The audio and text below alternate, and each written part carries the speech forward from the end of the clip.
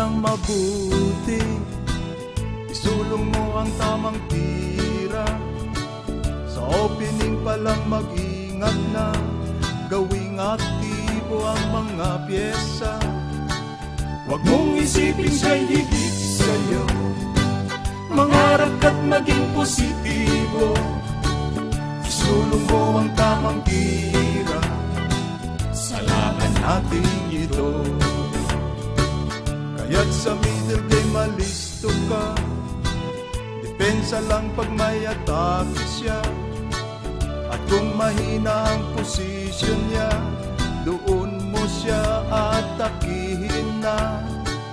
Huwag mong isipin siya'y higit sa'yo, mangarap ka't maging positibo. Isulong mo ang tamang tira sa laban natin ito. Huwag mong isipin siya'y higit sa'yo, mangarap ka't maging positibo. Isulong mo ang tamang tira sa laban natin ito.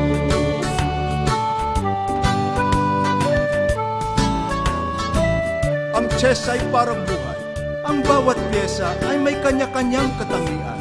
At para makamtan natin ang inaasam-asam na tagumpay, Pilipino, panahon ng magkaisa para maisulong natin ang tamang tira.